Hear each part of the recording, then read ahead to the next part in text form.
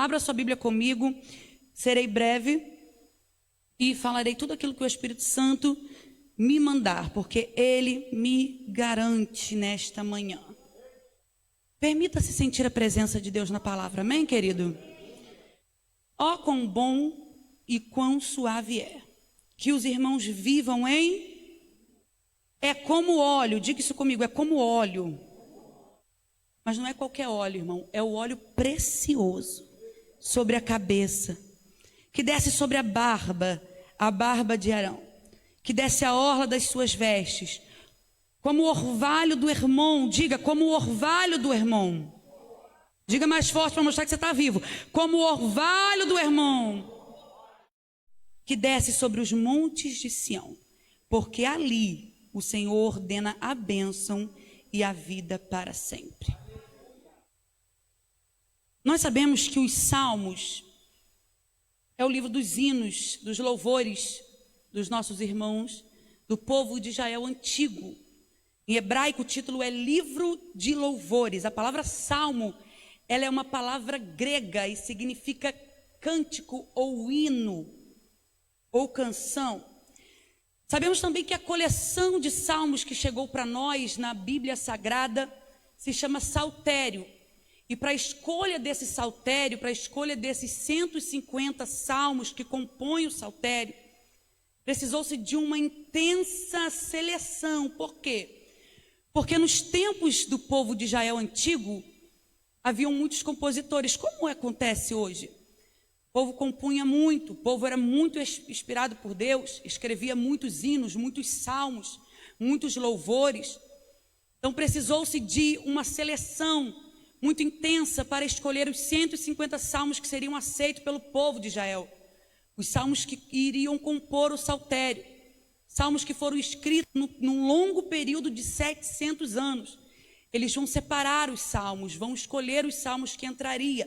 Entre os salmos que entraram no saltério, nós vamos encontrar o Salmo de Moisés, vamos encontrar Salmo de Salomão, Salmo de Etã, vamos encontrar os 73 salmos de Davi, que é o que a gente costuma mais mencionar, que a gente se identifica, os salmos dos degraus, que são os salmos dos peregrinos. Muitos salmos que vão nos edificar, salmos que nós usamos no nosso dia a dia como o povo de Israel usava. Os salmos, esses louvores que compõem o saltério, fazia parte do cotidiano de Israel. Era o que eles cantavam no templo, era o que eles usavam para louvar a Deus quando lavava a louça, quando lavava a sua roupa, quando estava adorando a Deus nos seus cultos.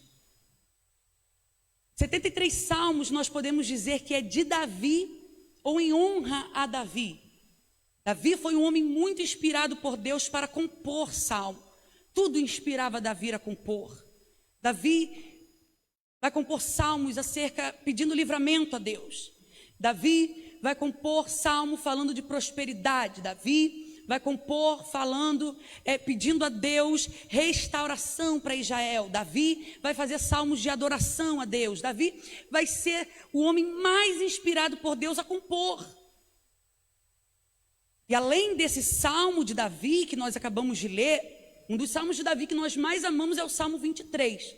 Por quê? Porque, como eu disse para você, como nos tempos antigos haviam muitos louvores, que são os salmos que estão no saltério, entre outras centenas de salmos, como nos dias de hoje nós selecionamos aqueles que nós mais gostamos, identificamos. O ministério de louvor sempre vai separar aquele que sabe que a igreja gosta mais, sente mais a presença de Deus, ou aquele que Deus designa que o ministério vai cantar. Assim também era nos tempos antigos, pastor. E Deus e o povo nos tempos antigos com certeza também tinha os 10 mais escolhidos, como nós temos hoje. Aquele que viraliza, que a gente não cansa de ver lá no YouTube, aquele louvor, Jó, como pode ainda sobreviver, aquele que a gente canta, ouve 1000 vezes lá no YouTube. No tempo de Israel também era assim, no tempo do povo antigo também era assim. tinha aquele que viralizava, e na minha opinião, o louvor, o salmo que viralizou nos tempos de Davi, foi o Salmo 23. Por quê? Porque Davi está dizendo que o Senhor é o pastor dele. Além do Salmo 133, que também estaria entre os 10 mais, eu tenho certeza que o Salmo 23 também estava ali sempre em primeiro lugar. E o povo dizendo: o Senhor é o meu pastor, nada me faltará. Ele me faz deitar, andar em verdes pastos. Ele me guia mansamente a águas tranquilas. Agora, o porquê que esse tipo de salmo não viraliza hoje? Porque a grande maioria querem o bom pastor, mas não querem o cajado. Não é para dar glória mesmo não, irmão. A maioria, infelizmente, querem andar em pastos verdejantes, mas não querem o cajado que consola. Porque o salmista é claro quando vai dizer que o que consola, o pasto é bom, a água é tranquila, oh glória.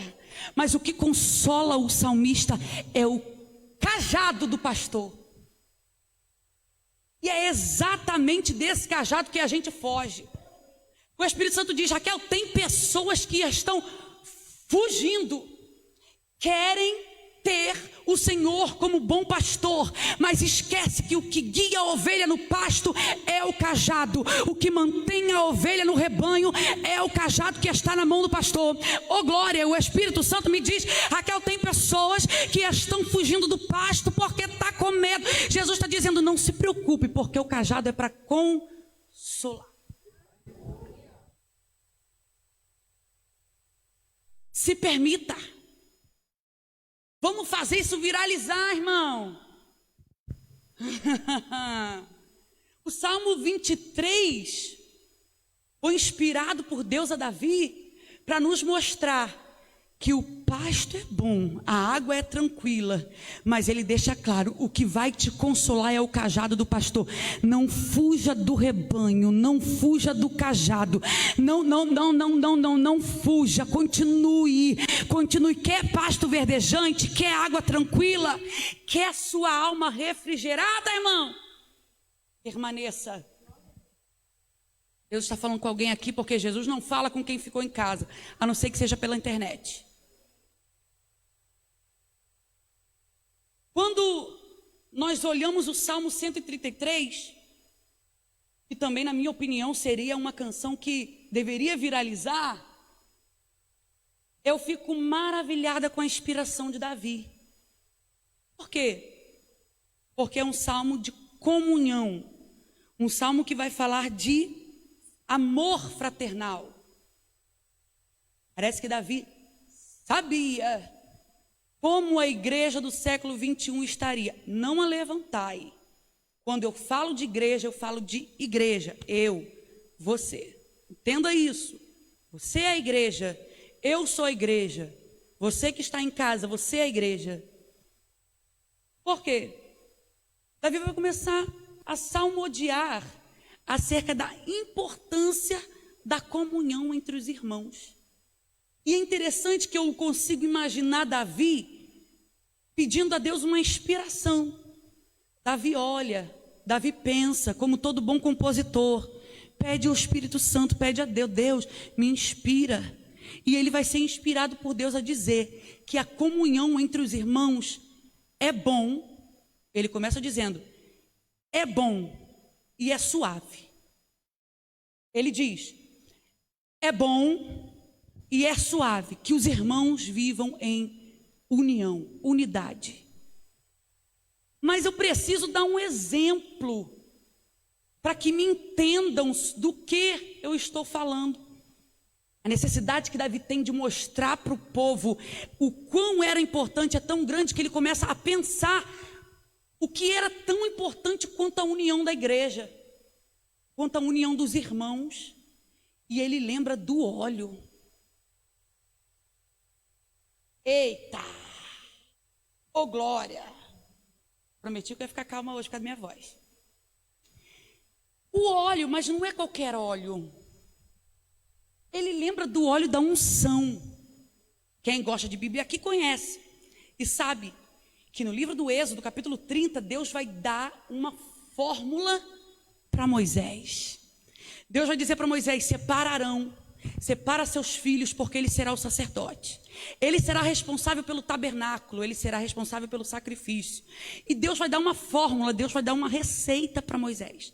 Deus vai dizer: chame um perfumista e mande fazer esse óleo. Esse óleo é o óleo da unção que Davi está comparando à nossa união. O óleo da unção tinha que ser perfeitamente executado, como está no livro do Êxodo, capítulo 30. Não podia ter nenhuma grama mais, nenhuma grama menos de nenhum item da receita que Deus acabava de dar para Moisés. Deus disse: Moisés, anota. Moisés anota. E Deus diz mais: fala para o povo que esse óleo é exclusivo para Arão e seus filhos e para os utensílios do tabernáculo. Primeiramente, o óleo será derramado sobre a arca, a presença. Depois, sucessivamente, seria ungidos os demais utensílios do tabernáculo. Depois, o óleo seria jogado sobre a cabeça de Arão. Eu estou dizendo estou dizendo que o óleo seria pingado na testa de Arão. O texto vai dizer que o óleo que está sobre a cabeça de Arão descia pela barba, descia pelas vestes e chegava até a orla, que era a parte mais sagrada da veste sacerdotal. O que Davi está dizendo é: a nossa união é tão importante quanto o óleo que Deus deu para ser lançado sobre Arão. A nossa união, Davi que está dizendo, a nossa união, a nossa fraternidade, o amor que devemos ter um para com os outros é tão importante quanto, entenda isso aqui comigo, a receita que Deus dá para Moisés, segundo alguns estudiosos, iria dar mais ou menos a quantia de 6 litros de azeite. Sabe o que Deus está dizendo com isso? Tem que ser muito óleo. Não unge Arão, não. Derrama azeite sobre ele. Oh, entendedores entenderão. Deus está dizendo: não é pouca união, não é pouco amor, não é de qualquer jeito, é muita união, é muito amor, é demais, tem que ser muito. Oh, glória! O óleo não poderia ter nenhuma mácula, não poderia ter nenhuma sujeira. Porque se tivesse algo de errado no óleo, Deus não aceitava ele. Então tinha que ser preparado com muita cautela. Você acha que não tentaram fazer o óleo e deu errado, irmão? Tem muito óleo corrompido. Os estudos dizem que se estivesse 1 grama de diferença do que Deus mandou, o óleo estaria impróprio para unção. Sabe o que é isso?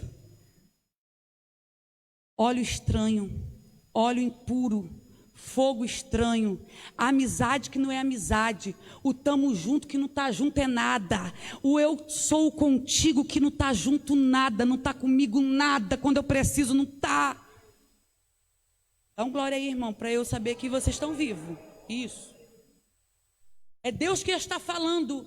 Eu preciso que a unidade seja como óleo. E o interessante do óleo é que Deus vai dizer que quem tentasse usar o óleo, que quem tentasse fazer a fórmula do óleo que não fosse Arão, o sacerdote, teria expulso do arraial e pagaria até mesmo com a vida. Enquanto muitos estão lutando para ter o que Deus falou que não vai ter, que não pode ter, Davi está dizendo: tem algo que você pode ter, que você deve ter, que é tão importante quanto o óleo da unção, que é a unidade. Você está entendendo isso aqui? Enquanto muitos estão dizendo: ah, como eu queria esse óleo, ah, como eu queria esse poder, Ah, como eu queria que descesse também sobre a minha barba, sobre a minha autoridade. Ah, como eu queria também sobre a minha cabeça. O salmista está dizendo, é como o óleo, ou seja, é tão importante como o óleo. Enquanto muitos estão querendo aquilo que Deus está dizendo, não é teu, não vou te dar. Deus está dizendo, mas tem algo que você pode ter, tem algo que eu posso te dar, tem algo que eu já te dei, tem algo que você tem que ter. O que, Raquel? A unidade, o amor. É isso. E ele continua. O que é tão importante como o óleo sobre a cabeça de Arão? O orvalho. O orvalho que desce no Hermon. Olha que interessante. Davi vai comparar o orvalho que desce sobre o monte Hermon com a unidade entre os irmãos. Você vai estudar o Hermon, você entende por que Davi está usando a figura do Hermon para simbolizar a nossa amizade, o nosso amor. Por quê? Primeiro, o Monte Hermon, ele é o responsável pela vida de Israel. Sem o Hermon não tem vida em Sião, irmão. Sem o Hermon não tem Jordão. Por quê, Raquel? Se você pesquisar, você vai ver que o Hermon, ele fica coberto de orvalho do seu meio até o seu cume durante o ano inteiro. Aquela neve branquinha, muitos chamam o Hermon de Monte Grisalho, por ele ser branquinho. E da sua metade para baixo, você consegue ver o orvalho descendo. Esse orvalho vai descendo e vai criando rios, vai regando Israel, vai enchendo. Até o Mar Morto criava vida por causa do Hermon. Até o que está morto, a unidade faz nascer de novo. E o Hermon vai regando. Se não tivesse Hermon, não tinha vida em Sião, não tinha vida em Jerusalém. Por quê? Porque é do orvalho que desce do Hermon que a água sai, o orvalho sai e rega toda a terra e permite com que os lavradores possam plantar, possam cultivar. Já ouviu falar das frutas de Israel, irmão? É, né? São grandes, são as mais doces, são as melhores, por causa do orvalho que desce do Hermon. O orvalho desce, rega a terra e permite que ela fique apropriada para o plantio, para o cultivo de várias frutas e produtos. Agora você pensa comigo, se não tivesse o Hermon, não tem vida, não tem lavoura, não tem comida, não tem fruto, não tem vida em Israel. Aí Davi está dizendo, o amor fraternal é tão importante, ele é como o orvalho que desce do monte.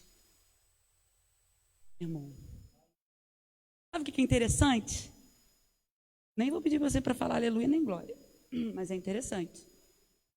É que o orvalho que está no Hermon, ele não é igual no Brasil, é inverno, verão, aí tá inverno, tá frio, tá verão, tá não.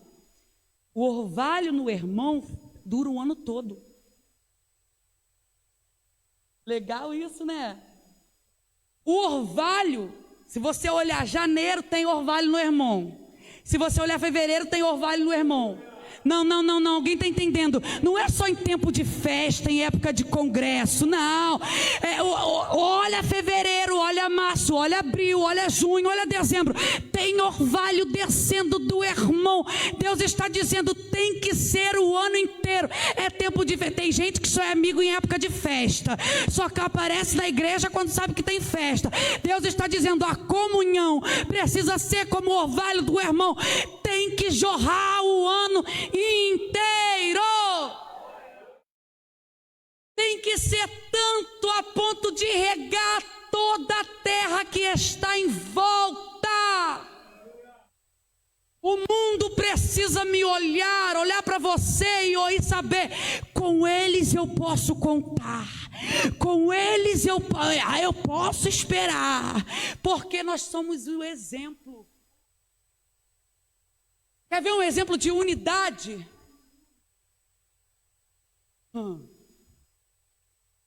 Unidade, estou falando de unidade.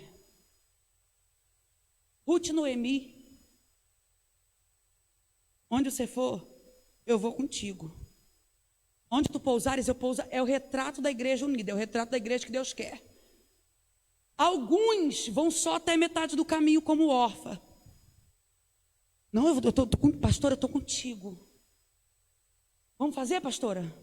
Vamos arrecadar? Vamos ir? Vamos lá, pastor? Eu vou contigo. Quando chega na metade do caminho, vê que o negócio ficou estreito. O caminho era longe demais, eu não sabia. Falei que ia, pastora, mas agora estou vendo que ainda está longe, né? Aí você fala, não, meu filho, pode voltar. Mas você falou por educação. É claro que você quer ajuda. Não, meu filho, tá bom, tá cansado, pode voltar. Tá bom. Beijo, querida. Tchau. E volta.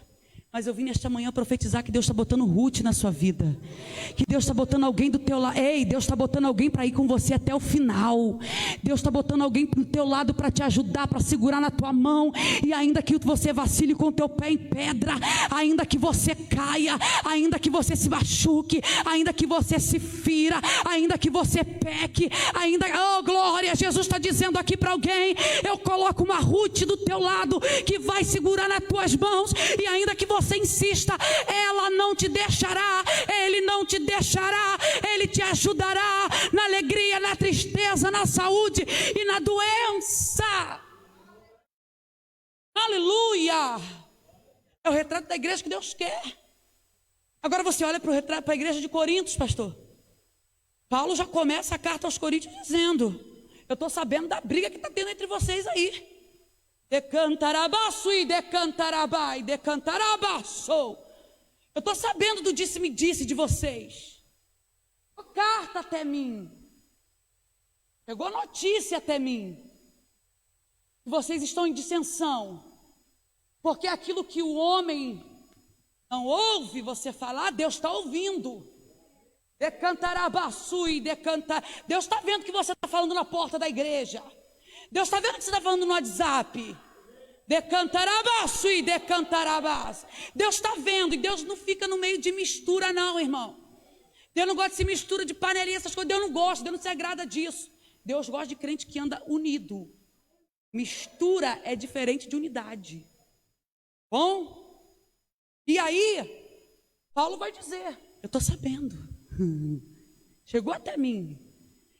Uns dizem que é de Paulo, outros dizem que é de Apolo. Aí sabe o que ele vai dizer no capítulo 3? Eu plantei, Apolo regou, mas quem dá o crescimento é Cristo.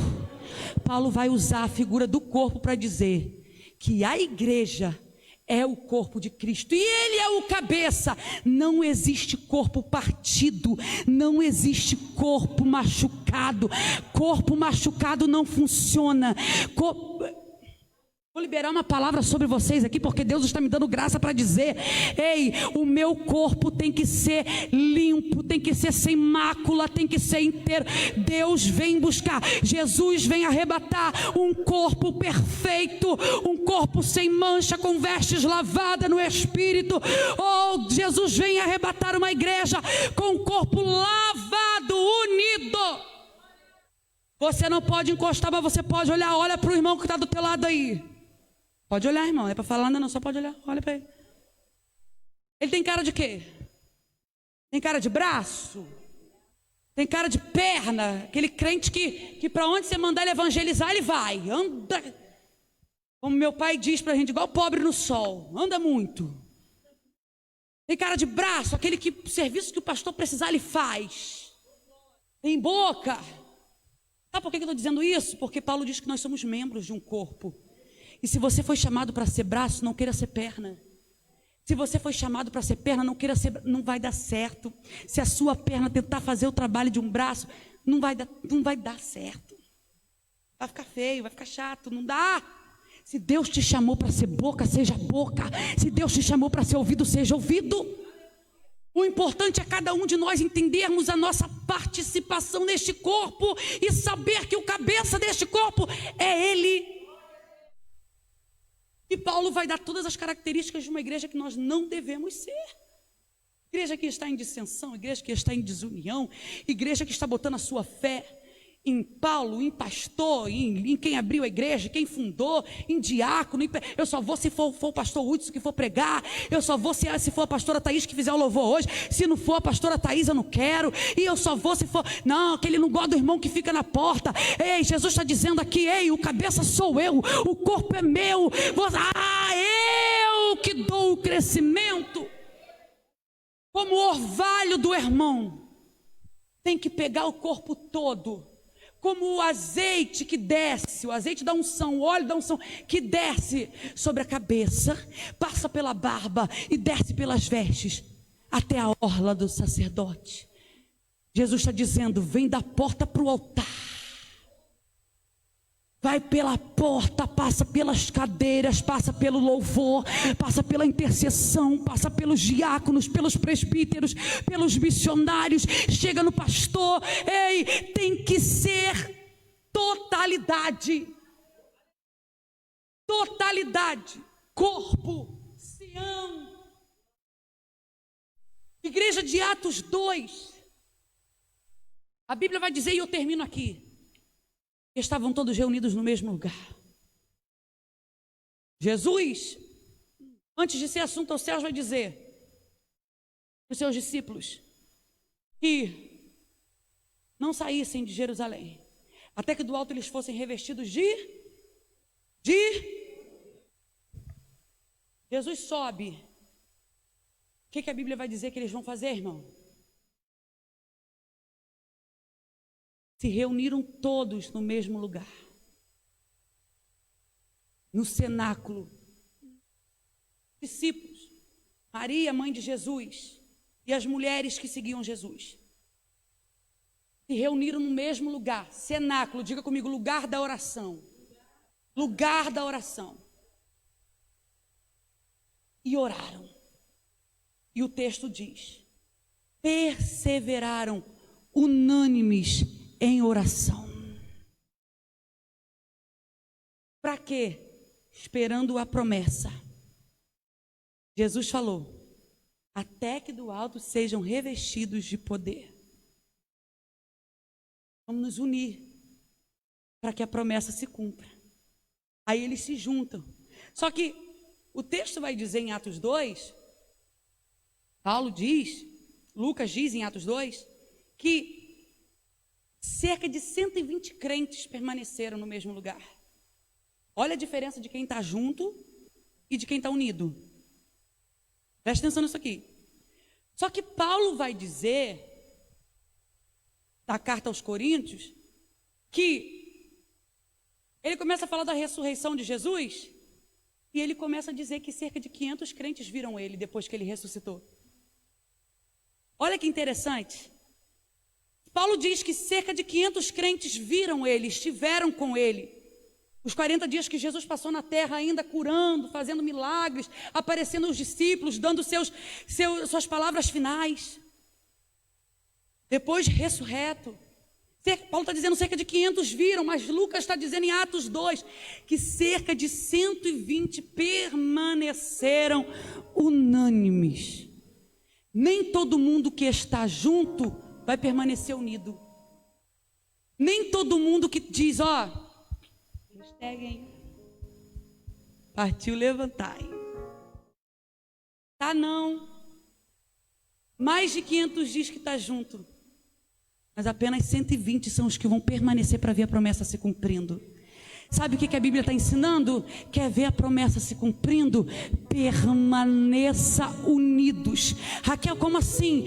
Jesus diz, permanecei em Jerusalém até que do alto sejam revestidos. Os discípulos se unem para orar. O texto vai dizer, Lucas vai afirmar, e permaneceram unidos, unânimes, no lugar da oração, no cenáculo. E Atos 2 vai dizer, e de repente eles estavam lá sentados orando, veio do céu um vento veemente, impetuoso, ou seja, forte, estrondoroso, e encheu todos aqueles que estavam assentados. Ou seja, encheu somente quem estava unido, encheu somente quem estava unânime. A promessa é para quem quer ficar unânime, a promessa é para quem quer permanecer unidos, a promessa é para quem permanece. Jesus está dizendo para alguém: permanece em Jerusalém, a promessa ainda não se cumpriu. Não saia de Jerusalém até que eu te encha, não saia de Jerusalém até que eu te capacite, não saia de Jerusalém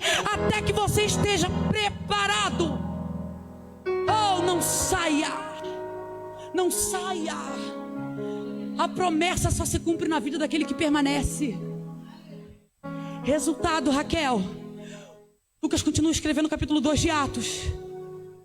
O Espírito Santo enche eles no dia de Pentecostes, porque permaneceram unidos. A promessa de Jesus se cumpre, eles são capacitados. E ele continua dizendo que eles eram unânimes em tudo. Eles vendiam as suas fazendas, eram unânimes no pão que comiam. Eles vendiam seus bens materiais para dividir com quem não tinha nada, para que eles tivessem a mesma situação financeira. Eles eram unânimes, por quê? Porque a consequência de quando o Espírito entra, a unidade habita, é essa: prosperidade, crescimento. Deus está dizendo: quer alcançar prosperidade? Quer? Muita gente prega prosperidade, mas não fala de unidade. Deus está dizendo: unidade e prosperidade andam junto. Quer ser próspero? Ande unido. Se coloca de pé. Promessa se cumpre na vida de quem permanece. Unânimes. Unânimes.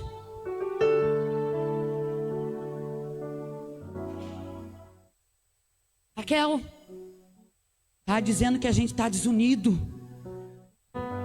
Eu não, irmão.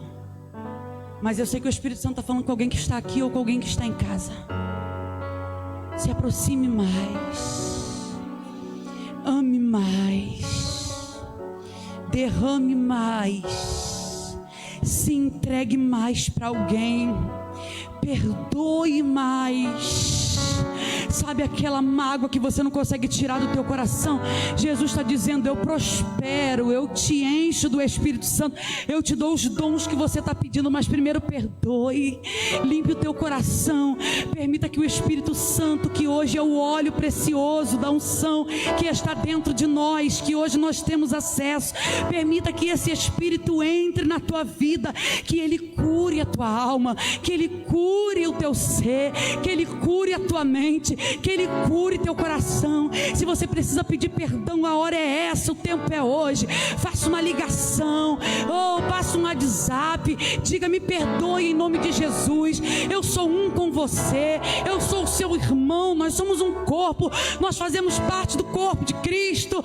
E esse corpo tem que estar inteiro para que possamos ser arrebatados juntos. Que o Espírito Santo de Deus entre em cada um de nós. Que o Espírito Santo de Deus faça como aquele Espírito fez, naquele vale. Que o Espírito Santo de Deus comece a juntar os ossos. Que o Espírito Santo de Deus comece a juntar os nervos. Que o Espírito Santo de Deus, aleluia, comece a juntar, num vento impetuoso, osso com osso, nervo com nervo, tendões. Que o sopro do Espírito, fôlego de vida, entre em cada um de nós, para que possamos ser um corpo avivado, para que possamos ser um corpo cheio do Espírito Santo, para que possamos ser um corpo que cura, para que possamos ser um corpo que profetiza, para que possamos ser um corpo que vai, para que possamos ser um corpo que abraça, para que possamos ser pernas que vai, mãos que alcança, para que possamos ser lábios que profetizam bênção, em nome de Jesus, em nome de Jesus. Como Ezequiel viu naquele vale, eu posso ver pelos olhos da fé. Nós que estamos aqui, os irmãos que estão em casa, eu posso ver Deus juntando aquilo que estava espalhado, pastora. Jesus está juntando, está criando nervo, está criando carne, osso que estava quebrado, Deus está colocando no lugar. Oh, Deus está engessando o osso que estava quebrado. Deus está botando vitamina nesta carne, vitamina neste sangue. Deus está reconstruindo o corpo que estava ferido, a parte do corpo. Deus está restituindo, pastora, partes do corpo que estava ferida. Decantará, e decantará. Em nome de Jesus. Em nome de Jesus. Aplaude ao Senhor.